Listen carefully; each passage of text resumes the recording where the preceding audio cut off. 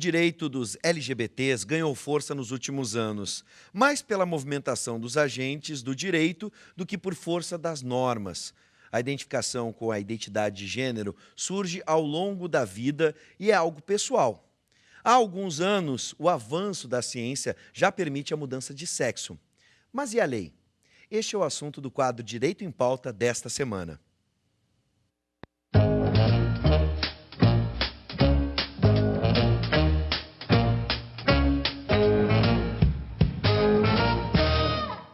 A alteração do registro civil ainda é um desafio no país.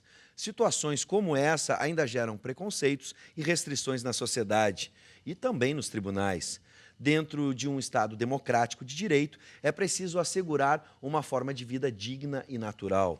É necessário garantir às pessoas que mudam de sexo os direitos fundamentais previstos na Constituição. Boa noite, professor Paulo Regis. Um tema delicado e eu tenho certeza que os nossos convidados vão nos ajudar e muito, né, professor? Boa noite, Vives. Sempre uma alegria estarmos juntos. Nós hoje temos convidados de peso. Temos dois pós-PhD. A professora Mariângela Guerreiro Melhoranza, que é pós-doutora, mestre pela PUC, na área de processo, e que tem uma particularidade. Ela hoje ela está ministrando aulas na instituição como convidada, né? Mas ela já foi professora da instituição no período de 2007 e 2009. Então é uma alegria revê-la, está em casa. Obrigada. E também, como sempre, com o nosso professor Jorge Trindade, que vem sempre trazer luzes para que a gente possa enfrentar temas que, sem dúvida nenhuma, são temas difíceis. Esse é um tema complicado, complexo. Bom, vamos começar como de praxe, como de costume. Começamos com a professora convidada. Doutora Mariângela, vamos começar procurando esclarecer os nossos telespectadores sobre os conceitos de identidade de gênero e transgênero, porque às vezes tem, né, o pessoal mistura com gênero, sexualidade, enfim, transgênero, para a gente poder classificar cada um corretamente, professora. Então tá. Então, boa tarde ou boa noite a todos. Boa noite. É um prazer estar aqui na UBRA, que eu considero a minha casa. Foi aqui que eu comecei a dar aula. Me sinto muito honrada com o convite. Obrigada, professores. Seja bem-vinda, muito obrigada por estar aqui. Bom, vamos lá então. Quando eu falo em gênero, eu estou falando ou a pessoa é do sexo masculino ou a pessoa é do sexo feminino.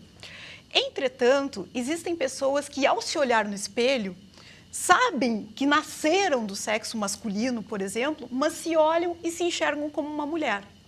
Então, a estas pessoas que se olham no espelho, se veem diferente da forma física, da sua questão psíquica, a essas pessoas se denominou transgênero. Então, eu não sou do sexo feminino, eu não sou do sexo masculino. Eu tenho um sexo físico, mas a minha cabeça, a minha psique, ela funciona diferente. Então, o que aconteceu? Aconteceu que, na realidade, nós temos uma situação em que, como é que eu faço para trocar de sexo? Né? Então, a medicina evoluiu, foi tudo muito rápido, foi evoluindo e as pessoas conseguiram. Um homem hoje pode se transformar em mulher, como também uma mulher pode se transformar em homem. Perfeita a explicação.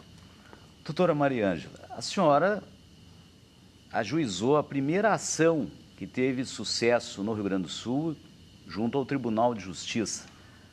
Ação para a troca do prenome. A senhora poderia relatar para os nossos telespectadores esse fato? Com certeza. Então, o que aconteceu? Eu fui procurada, junto com a professora Gisela Antia de Almeida. Nós fomos procurados por uma moça que, na realidade, tinha feito a cirurgia, né? Trocou de sexo, né? E ela ainda tinha o nome masculino. Então, ela nos procurou, nós ingressamos com a ação, comarca de Esteio, interior do estado, perdemos a ação. E é uma ação interessante, porque, na realidade, não tem réu. Eu estou fazendo apenas um pedido para a pessoa trocar de nome. Então, eu estou advogando sozinha.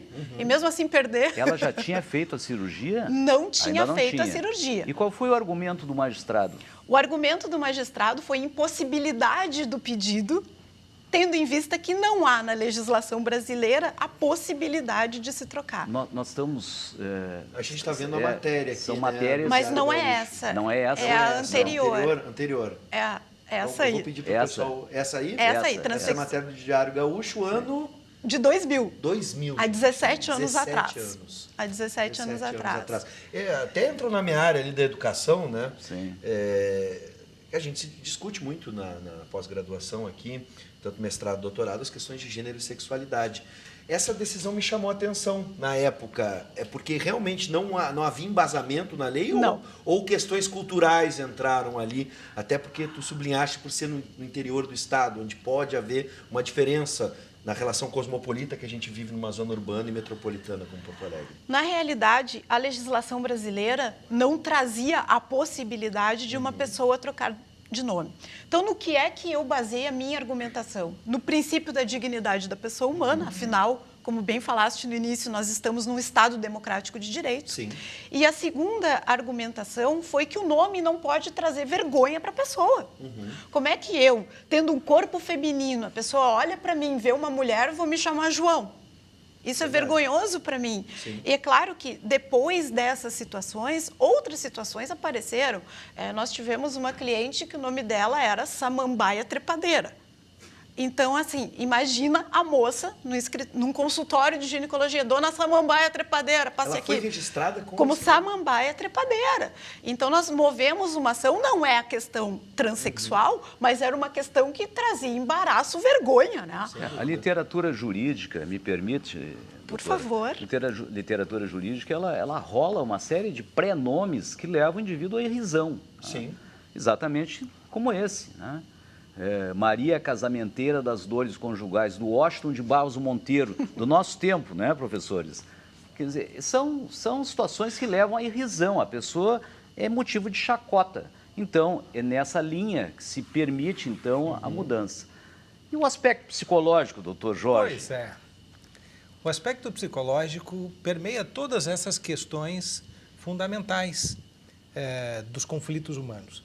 E é por isso que aqui na UBRA nós temos uma disciplina obrigatória no curso de Direito e opcional em outros cursos, que se chama Psicologia Jurídica ou Psicologia Forense. Porque a questão que a professora traz para o debate de hoje, ela é eminentemente psicológica. É alguém, como dizia ela, que se olha no espelho e não se reconhece. Então, a pergunta fundamental, a pergunta é: quem sou eu? E quem ajuda a responder essa pergunta, quem facilita os operadores do direito a responder essa questão, são os conceitos que são incorporados da psicologia jurídica. Isto é, a pessoa tem um aspecto biológico e tem um aspecto que está em conflito, que é de natureza psicológica. O corpo de emocional. mulher e a cabeça de homem, Exatamente. ou vice-versa. Ou vice-versa. Ou vice-versa. Mas tem um aspecto também para nós analisarmos. A cirurgia hoje, o Sistema Único de Saúde cobre essa cirurgia? Cobre. Eu vou dar um outro exemplo, que aí não foi junto com a Gisela Antia de Almeida, daí eu atuei sozinha, Sim. enquanto advogada, que foi de uma moça que me procurou, que ela fez a cirurgia pelo SUS, pelo Hospital de Clínicas, e se transformou num homem. Então, as pessoas ficam meio curiosas, né? Mas como assim? A mulher virou homem? Porque o homem virar mulher a gente até entende, cortei, Sim. né? Mas assim, como é que uma mulher vira homem? Então, ela fez várias cirurgias. Da batata da perna foi moldado o órgão sexual masculino. Sim. Esse órgão sexual masculino foi implantado no braço, onde ficou irrigando por meses. Depois desses meses, então, durante esse tempo, ela tirou os seios, foram tirados os ovários, o útero, né? E tomando hormônios e se transformando em homem. E depois, então, se fez várias cirurgias para puxar o canal da uretra. E aí se puxou o canal da uretra e, então, ali foi colocado logo depois o órgão sexual masculino. E dos pequenos e grandes lábios se fez o saco escrotal. Sim. Né? Então, esteticamente, a gente olha, a gente vê um homem. Sim. Eu quero lembrar que você pode participar, você aí de casa, você pode participar da nossa conversa, mandando perguntas, comentários, pelo 99588-2374, esse é o WhatsApp. Você manda o texto, a gente coloca na tela e transmite para os nossos convidados. 99588-2374, pelo WhatsApp, participe do programa. A gente está falando de uma realidade, inicialmente no primeiro caso relatado aqui, do ano 2000. Hoje estamos em 2017. Né? A gente já viu, houve transformações na medicina, nas técnicas, a nossa sociedade também se transformou. Hoje a gente pode identificar até mesmo outras práticas que envolvem essa questão de identidade e subjetividade, como, por exemplo, o crossdresser. Eu estou lembrando aqui do Laerte, o cartunista Laerte, que certo. flutua na sua identidade, né, como uma mulher hoje, mas mantém algumas, né, digamos assim, identidades que levam também ao gênero masculino. Né? Aí eu fico perguntando, na legislação 2017, hoje, né, como estamos? Há leis específicas no Brasil que garantem esses direitos e qual a interpretação do Supremo Tribunal Federal, por exemplo? Tá. Então, vamos lá. Hoje, no Brasil, nós tivemos uma mudança. No ano 2000, quando eu advoguei nesses casos, estava ainda em vigor o Código Civil de 1916. Logo depois entrou em vigor o Código Civil de 2002, que tem os direitos da personalidade. Porque direito ao nome, meu direito ao nome, é um direito da minha personalidade. E é um direito fundamental. Então, ninguém pode me tirar. Só que, dentro da legislação, escrito, né, com a frase prevista, olha, a pessoa que fez a cirurgia de mudança de sexo tem direito a trocar de nome, não existe. É uma lacuna legislativa.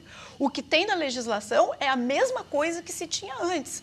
Hoje nós temos a previsão de que o nome não pode causar embaraço ou vergonha ou aborrecimento à pessoa, o prenome, né? O professor lembrou bem, o professor Paulo Regis lembrou bem aquelas situações em que nomes comuns de pessoas que não chegam a ser transgêneros, mas que causam embaraço. Né?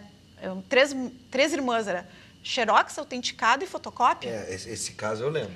Então, imagina. Fantástico, eu me lembro na época. Né? São coisas assim que trazem uma certa vergonha, né? Mas na legislação brasileira não há ainda um posicionamento legislativo acerca dessa situação.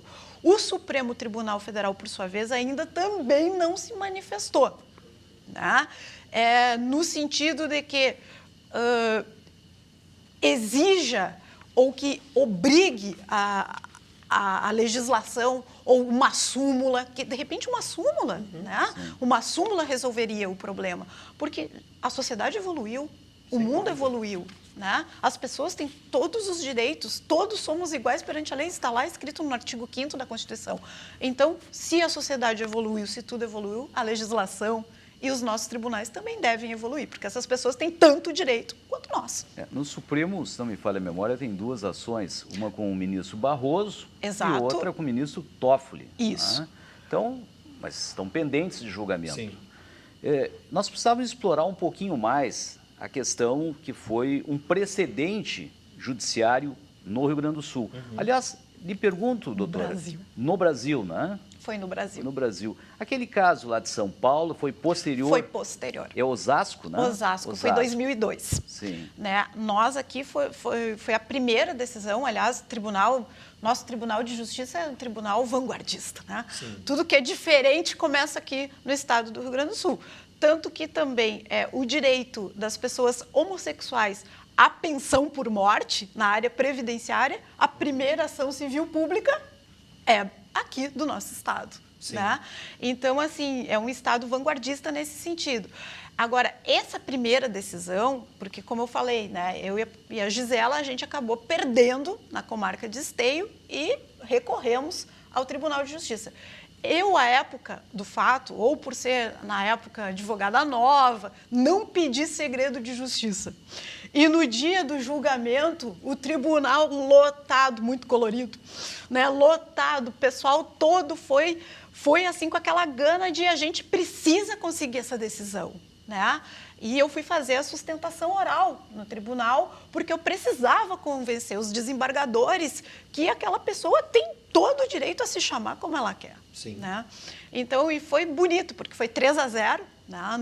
Nenhum dos desembargadores se manifestou contra aquela situação. E a partir de lá, a partir do ano 2000, que foi quando foi proferida a decisão do colegiado, houve uma melhora em termos dos juízos de primeiro grau? Os juízes hoje estão concedendo? Estão. Hoje estão concedendo, não há mais, porque, inclusive, né, voltando um pouquinho, como foi a primeira decisão, veja bem, essa moça ela tinha nascido em Caxias do Sul. E aí eu tive que pedir uma ordem judicial para que o Registro Civil das Pessoas Naturais de Caxias do Sul trocasse o nome. E aí eu cheguei lá, o tabelião falou, não vou fazer. Mas como não vou fazer? Tem uma ordem judicial, o senhor tem que cumprir. Não, mas eu não vou fazer, isso não existe, porque como é que vai ficar e como é que não vai ficar? Então, quer dizer, toda a burocracia, o processo em si, não demorou muito. O que demorou foi a burocracia depois para se conseguir cumprir a decisão judicial. Mesmo no cartório? Mesmo no registro? No E cartório. que, na realidade, está associado aos preconceitos. Está associado ao Exatamente. Por isso que eu preconceito. estava falando das questões culturais. Que Total. perpassam, né, todas as instâncias Claro. da nossa sociedade, por que não dentro da área jurídica. Tá? Preconceito total. E como ficam os terceiros de boa-fé, por exemplo? Se a pessoa... Ai, grande pergunta. A senhora já entendeu. Tudo. Desculpa, mas é que... Ótimo, ótimo. Olha só, uma coisa assim que tem que ser dita. Por exemplo, direitos sucessórios. O que é isso, né? Quando a pessoa morre, então a minha filha vai herdar a minha casa. Uma dessas pessoas que trocou de nome, né, e trocou de sexo, ela tinha uma filha. Então, como fica, vamos pensar assim, né? Como fica a certidão de nascimento dela? Ela vai ficar com 2 pais, agora que mudou? A certidão de nascimento dela não muda. Mas quando a mãe dela morrer, e se ela virou homem, como é que ela vai herdar as coisas de uma pessoa que morreu, porque vai estar lá a certidão de óbito, uma outra pessoa que não é mais a mãe dela? Como é que ficam essas situações? A legislação brasileira não tem nada a respeito.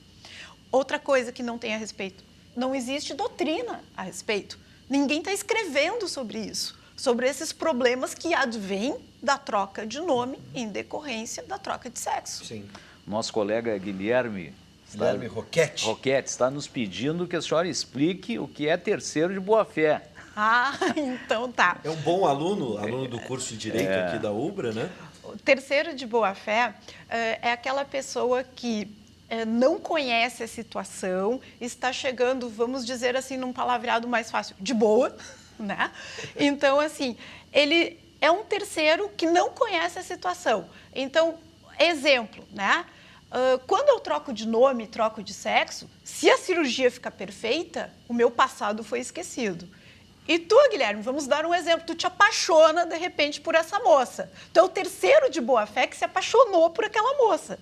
E lá pelas tantas, tu descobres que ela não nasceu exatamente uma moça, que ela fez uma cirurgia, que ela modificou. Será que o teu amor é tão grande que agora tu vais ficar com ela ou tu te sentirás assim, enganado? É um vício redibitório. É um vício redibitório. Pois é, como fica essa situação? Então, hoje, por exemplo, eu tenho uma ação, que essa corre em segredo de justiça, que a pessoa se sentiu enganada, lesada, né? Ela gostaria que, por aquela pessoa que ela se apaixonou e casou, essa pessoa seria mulher desde o seu nascimento. E ele descobriu depois, quando foram tentar ter filhos. Ele hoje é um transgênero. Ele é transgênero, só que ele não informou a sua situação de transgênero ao seu parceiro e só se descobriu essa questão na hora... A posteriori, foi revelado a posteriori.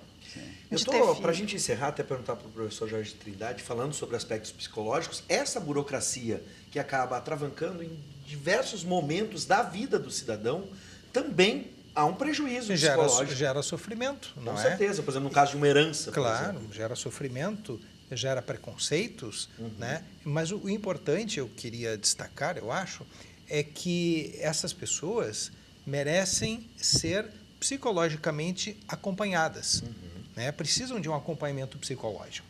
E quando eu uso a palavra acompanhamento psicológico, quero deixar bem claro, não é tratamento psicológico. Sim, porque acompanhamento. essas pessoas não têm doença, não é tratamento implica alguma coisa que está errada e que precisa ser sanada. Não é disso que eu estou tratando.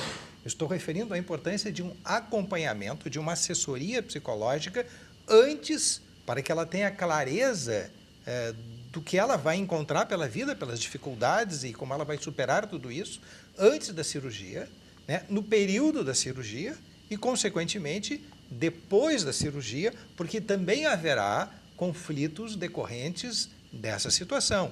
Então, psicologicamente, ela deve estar assistida, preparada, amadurecida para enfrentar essas novas condições com o menor sofrimento psíquico possível.